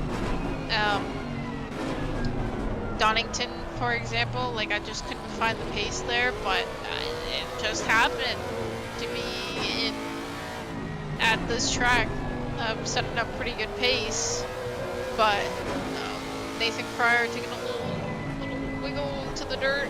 But all is with well Long for him. chasing him down. Oh yeah, I wanted to ask, how's the championship picture looking for D3 right now?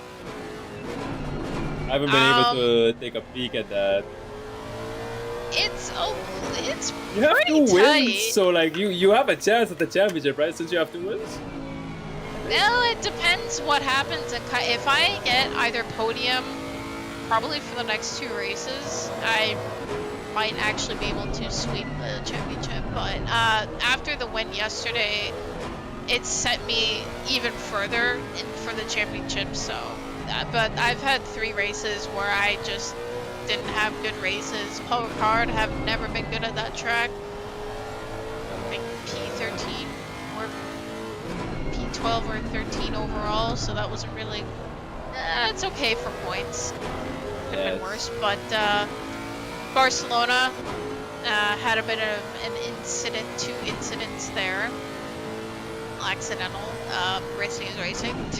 Yes. Donington P6, so that top 7, so pretty good points there. But yeah, it's Barcelona was the biggest hit, I think. Like I don't think I got top 15 just because of the rough start of the incident, but Oh, and Nathan Pryor going wide. Oh, barely keeps control of that car. Once again, he took a bite out of that curb. Oh, and there's 2 yellow flags. There's 2 yellow flags. Beverly Jr. and Whitwam. What that happened was here? interesting.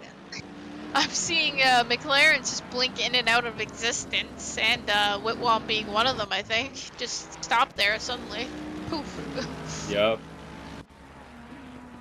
Let's see the leading battle. Wait, what happened to my UI game? Assettocorsacompetizione. What are you doing? Oh, Peter Pan. Oh, the replay is still going on. I see. That's why I was being awkward. My apologies. That's Fletcher. Yellow flag for Fletcher. Our P3 runner in this race has just gotten a yellow flag. He still holds on, but he was chasing down Citro, and now the gap is 7.6 seconds between him and Citro. Wait, I just realized I have some issues with the timing. There we go. Yeah, and there's another yellow flag. Borrell has gone wide. Oh. A lot of yellow flags flying out of nowhere. I don't see any rain, so are the tires starting to give up for some of these drivers? Maybe they are early hitters. A lot of them, it looks like. There's a Ferrari, I believe it's Mai. Having a little wiggle issues. Those tires are probably giving out, but also not only that, Nathan Pryor as well having some near incidental moments going off track. But Yes. yeah, it looks like the tires are starting to give in for a lot of these drivers. He's eaten a few curbs, Nathan Pryor, over this race. A 0.5 second gap between him and Beckstead. He was able to get past Beckstead earlier, but due to that off-track adventure, he's now once again behind. But he's gonna be chasing him down, trying to get his P7 back. Seems to have a very good corner there. Is he gonna try and go for the dive in the hairpin? He decides against it. Gets a very good exit. He was able to jump a little bit of the curb. And that mighty Lexus, mighty in a straight line. Beckstead going full defensive on the inside. Oh, then there's contact! Beckstead has gotten spun. And but he he's trying to wait till that Beckstead passed. Oh, McLaren! What the? The McLaren is phasing in and out of existence. Hello? What the? McLaren is there. And he's spun around in front of Cryer. What is happening? The McLaren of Shumway being very, very laggy. Yeah. 241 ping. That is danger zone, my friend. Yes. And now we have a battle for the lead potentially brewing. Citro is less than a second behind RD Thompson. Actually, the gap is just extended back to a little bit over a second, but yes, very, very close up potential. With 8 minutes left, RD Thompson, what can he do? Looking at the last laps, Citro was almost 4/10 quicker than Thompson last lap. We'll see how it is this lap when they cross the line.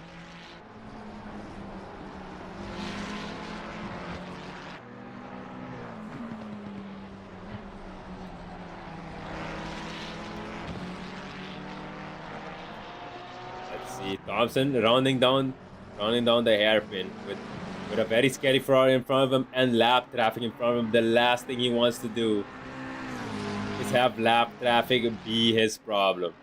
And looking at the last lap, Citro and Thompson were equal pace. Citro was 0.005 of a second slower that lap, so negligible pace difference. I will see Thompson doing his best to navigate traffic here. He has one more car left to worry about, as Citro is right behind him, a 1.5 second gap. There are no other cars closer on the field than this, as there's a yellow flag for Cryer. Oh, no. What happened there? Cryer has big damage as well. Yeah, his car just all of a sudden snapped into the wall. Oh, that a little bit of gravel and couldn't correct it. Oh, and that's big damage. That's very big damage. That massive damage, probably maybe about over a minute and a half. Oh, and he's RPG'd. That could be a DNF for poor Cryer. That might be. So unfortunate too. He had pole position in a race. And it's just been a bit down. It's basically been downhill from there. Yeah. Oh. It looked like he was struggling so much, and then I caught just a glimpse of it, but his car looked like it just snapped and massive damage into the wall. Yeah. Maybe if he hit the tire barrier could have kept going, but he just tipped the wall at the worst possible angle. Yeah. But now the sun has partially come out. It is still cloudy, but there is a little more light to give, so Track temperatures might go up because of that. As Thompson is still pumping in some very quick laps, he's extended the gap to Citro, as we weren't able to cover it, but Reaper has taken the lead of Silver. He was able to get past Schmitz. Schmitz is 7.7, now 7.8 seconds behind the Reaper. So that might be that race, the Silver race, done in that sense. But we'll see, anything can happen. We have seen a lot of off-track escapades as Schmitz. Oh no! As we're spectating Schmitz, the curse may have kicked in. He rear ends a McLaren and loses a few he actually didn't lose any positions, thankfully.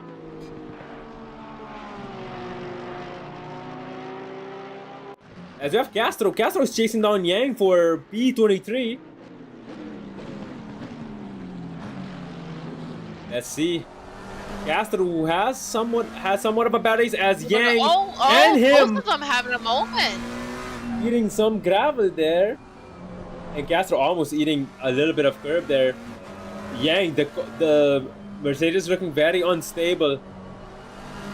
Then in corner, there's a yellow flag. Borel, there was a yellow flag for Borel. Don't know if he lost positions because of that. Going back on his balance, it's only a 0.5 second gap. Castro is gaining on Yang. Let's see if he's able to get. Let's see if he's able to get there. McLaren, turn 6. Ooh, and that's very close. That was RD Thompson who just got passed. Yeah. Yes, RD Thompson, the race leader. Trying to get past lap traffic here. He almost lost it on the exit of turn 6, but luckily he saved it just in time to keep the car at bay. That would have been detrimental, but Citro is also coming up in the lead, so... Yeah, we'll see what happens. Castro lost a lot of time to Yang because of that. Yep. Nick and Kearney in biting distance of Donner, and we also have Lung We also have Lung chasing down Borel 0.4 seconds due to Borel having a yellow flag. So let's see, this is a battle for position here. Let's see Lung looking very quick. Thompson is currently building that gap back up. But we'll see what happens with the back market traffic. We'll zoom in on that battle as soon as we're done with this one. As there's another yellow flag that has just flown out. Beverly Jr. Yellow flag has been removed from him, so maybe just a slight off-track excursion, but nothing too crazy. And let's see Lung chasing down Borel, trying to be very methodical with his inputs. He's trying to just get that better exit, but he's gonna have to get closer to him first.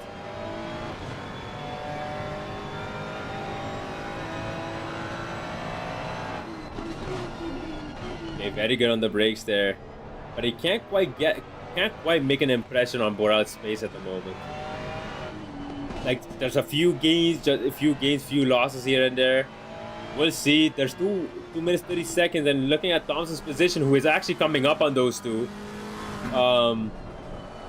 There's probably there's gonna be 2 laps left. We're gonna enter the penultimate lap right now as Thompson's gonna cross the line.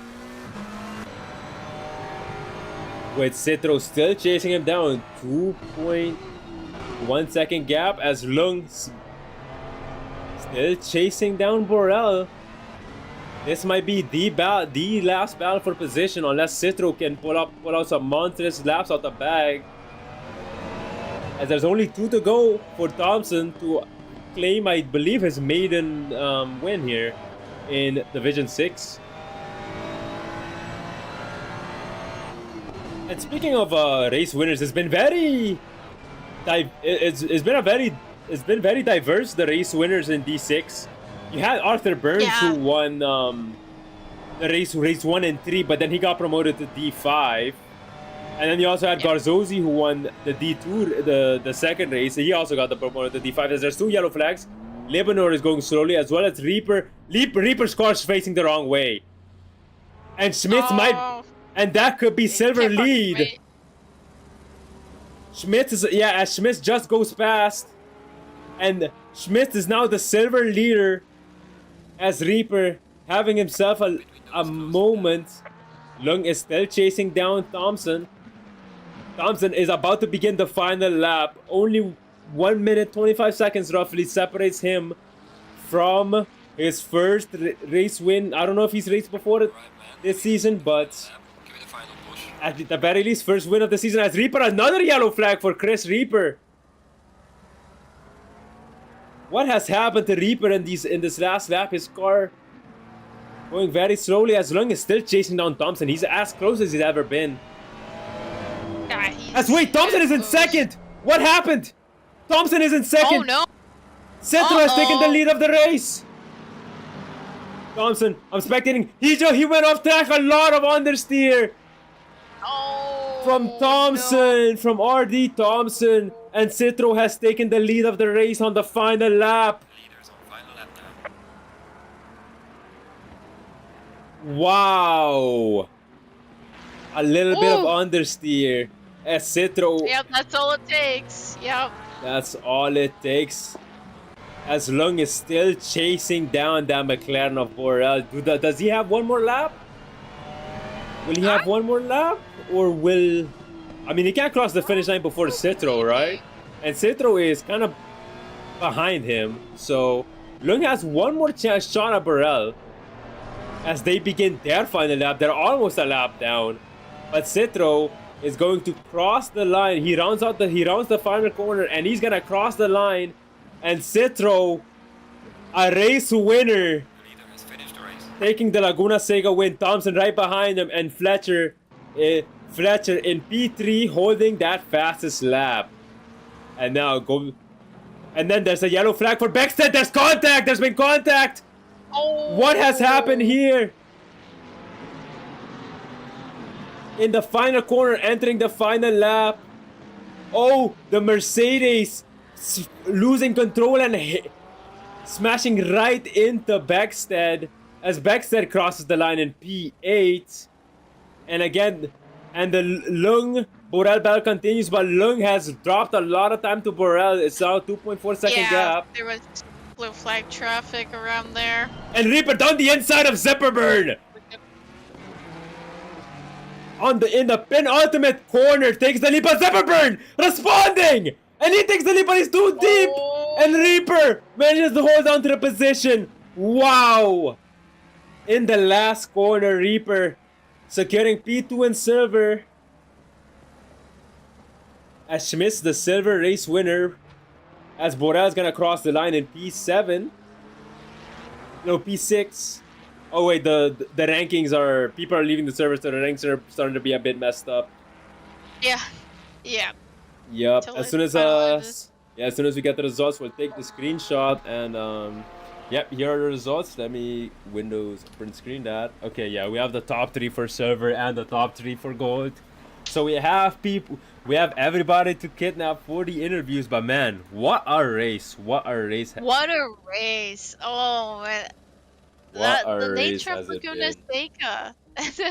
The racing is always so close at this track, and I don't know, but I forgot about this yesterday. But I've had I don't think there's been one single race at Laguna Seca I've ever done that hasn't been action packed, and I've had a good history with this track every time. And it's just.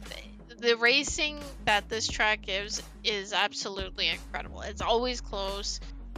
It's driver and track and try not to make a mistake, but man, the race, the track, you got a small track, you get close racing, I'd say. And it really delivered. Absolutely, it did deliver today indeed. And now looking at the Let's try and interview the silver driver first and then work our way up to the gold drivers. Alright, let's see if we can get the Division 6 chat. Okay, let's get if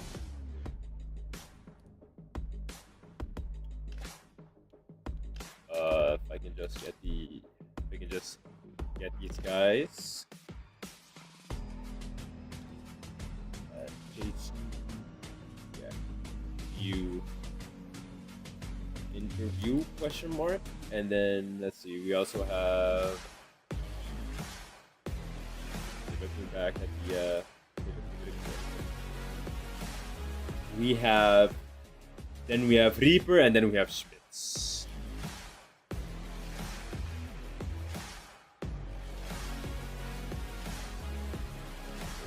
And then add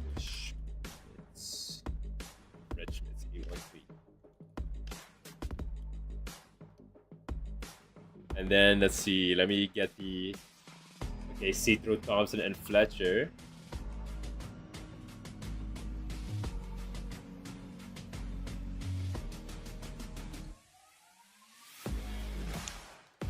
Let's see.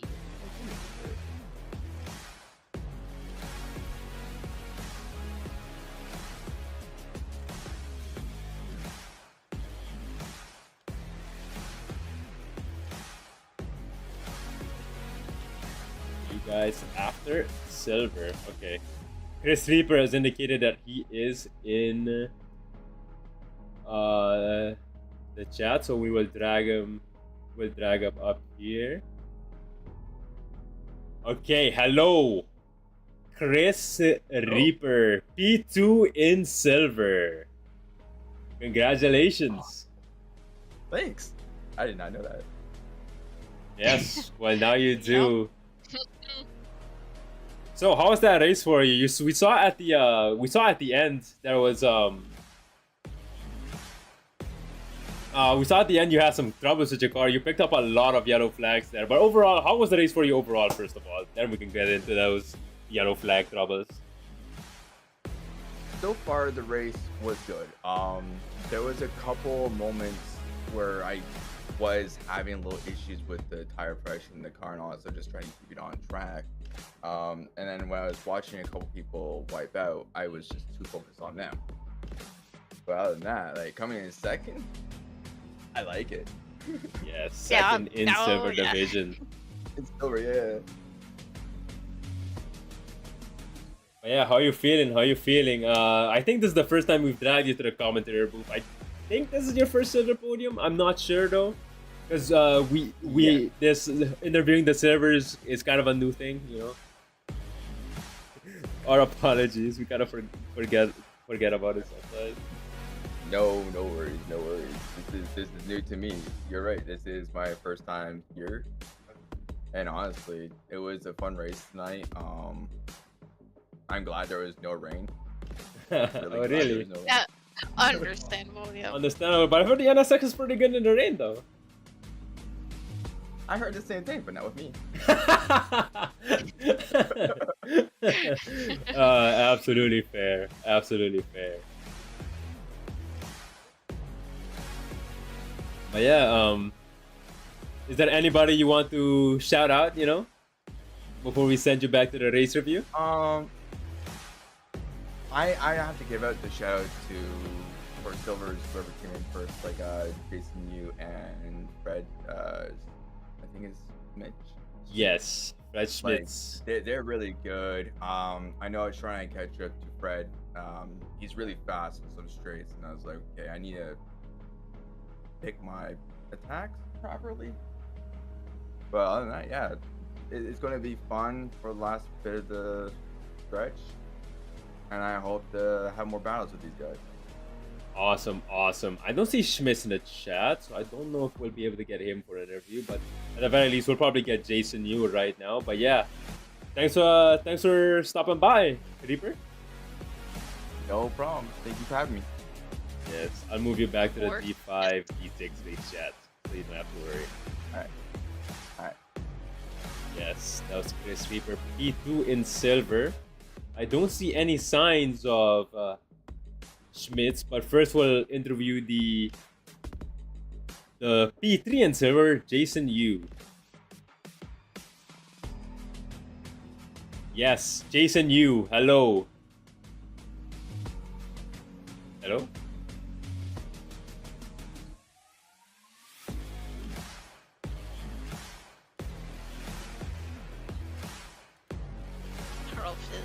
Oh, sorry, no mic. He just typed in the YouTube chat. Okay, my bad, bro. Understandable. Oh, okay. Well, the reason we drag you in here, you are P3 in silver today. You know, congratulations. Hopefully you're hyped. And yeah, I think we'll send you back to the race review chat. But yeah, congratulations on the. Oh yeah, he's typing in chat. Yeah, he's very hyped. Awesome. Congratulations on that P3 in silver. Awesome. Your first silver podium, if I'm not mistaken, not too sure. But yeah, good stuff today. I was just trying to get my mic working. Okay. Alright, we will send him back to the race chat as we begin the gold driver interviews. So we have Fletcher in P3. I can just find him. Give me 1 second. My Discord being not fun. Yes, there we go.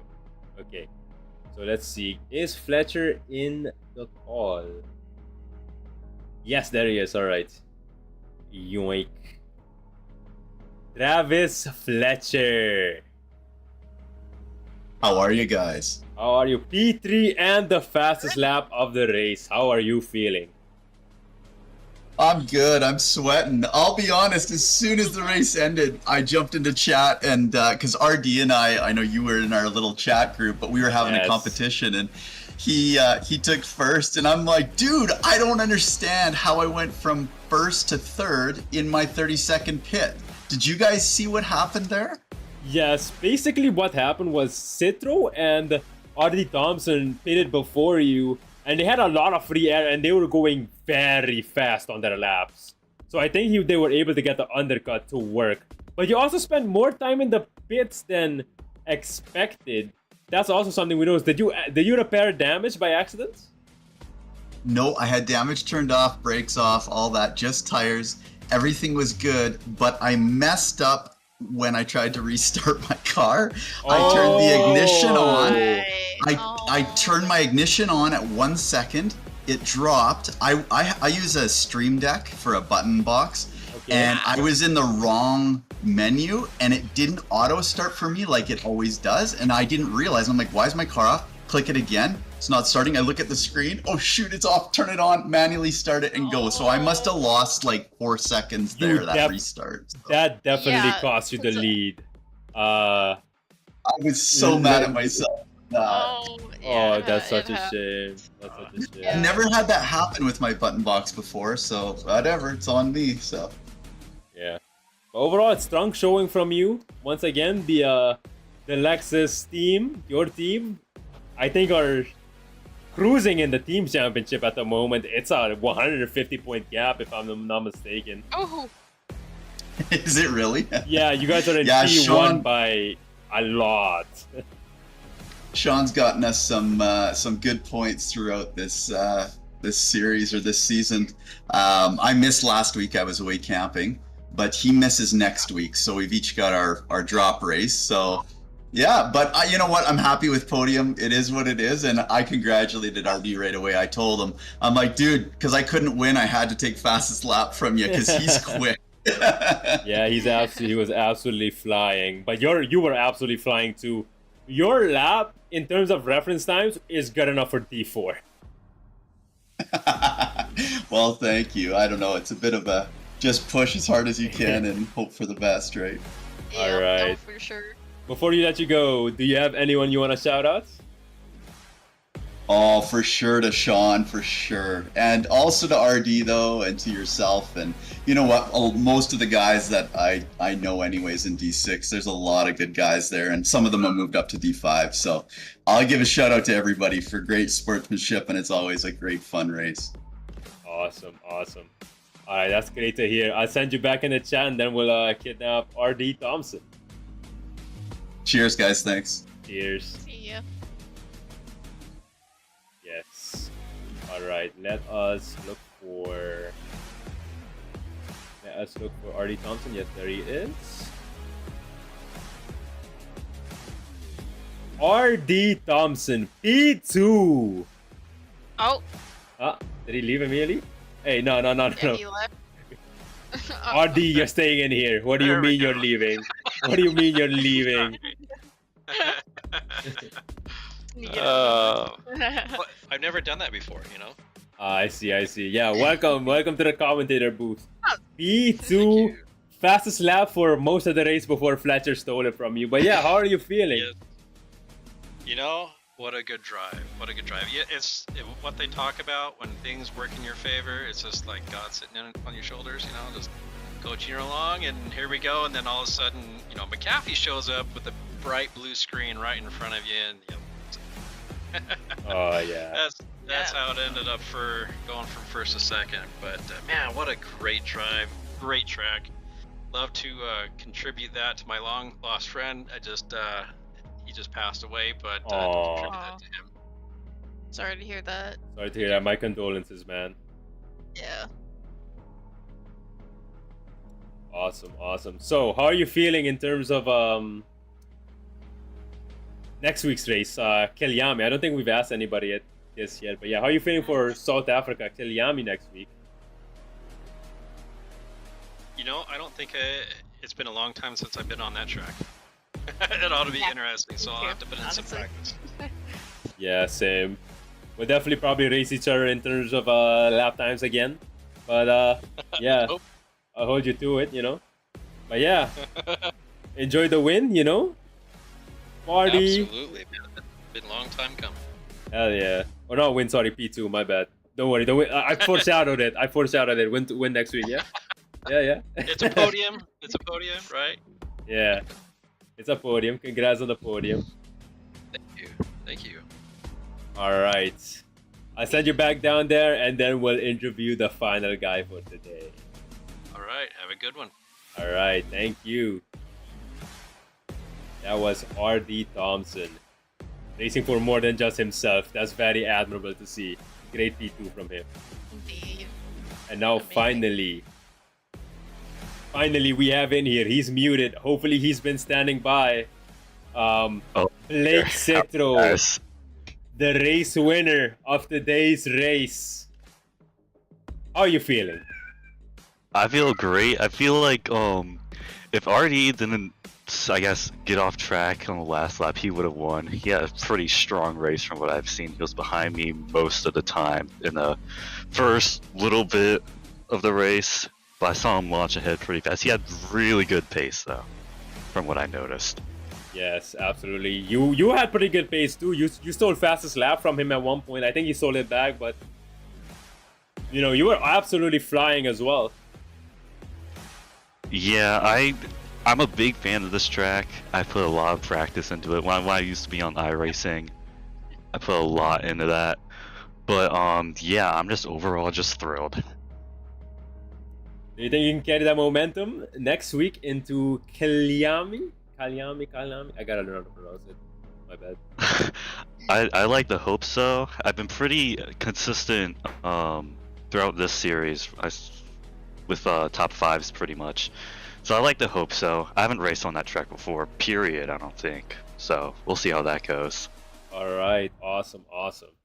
So, before we let you go, do you have anybody that you want to shout out? You know, maybe you have some friends watching your stream and stuff? Yeah, I have my friend Ryan, and I have my friend Nevaeh. They're watching right now.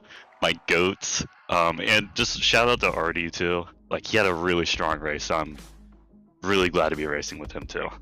Awesome. Alright, you weren't in the D5, D6 chat, but I don't know, if you want, I'll drag you there for replay review. I don't know if you want to do that though, but you know, up to you. Oh, you could drag me wherever. Awesome. Alright, man. Congrats on the win, and yeah, hopefully we'll see you in here next week, yeah? Oh yeah, I'll be here next week. Alright, awesome. Alright, I'll drag you. Great race, man. Alright, thank you.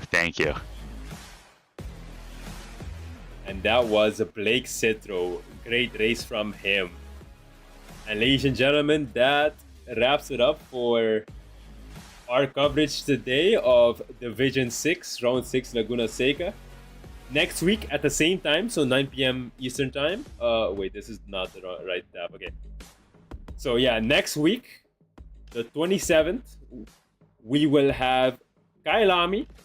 Dry conditions. All races will be dry conditions from here on. But yeah, we will have the Kailami circuit. I personally have never driven the track, so yeah, I'm gonna be grinding. But I did get some recon laps in. The track seems very flowy. You know, a lot of medium to high speed corners. Yep. So especially through the S's, where it's like, like pretty much a roller coaster through there, up, down, up, and all of that. So it's very much a flowy track, so to speak. But awesome. It's a really good track. You gotta be really careful. A little teaser for next year, but you gotta be really careful at Cheetah, which is the penultimate corner in Sector 3. So. Alright. I'll take those hints along with me as well. Thank you, Selena. You're welcome. And then after that, we will have the season finale at the public lobby track. The Temple of Speed. Monza. Notoriously known for its brutal lap 1 incident. Absolutely. Especially in sim racing. So absolutely. It's not just ACC. It's the F1 games, it's iRacing, it's every single sim you can think of that has Monza in it. Sim. Even real racing too, like this year's Monza, I think what it was, SRO, GTWC Europe. Oh man, the turn one. Yeah, I think I saw the video. It was crazy. Yeah, it was crazy. It was literal Monza public lobby there. Like, it's brutal. And they actually changed a little bit of turn 1 just because, I guess just because of that, they widened it a little bit. But oh yeah, that's gonna be very interesting in the next 2 weeks. Yeah, well, that's been it for me.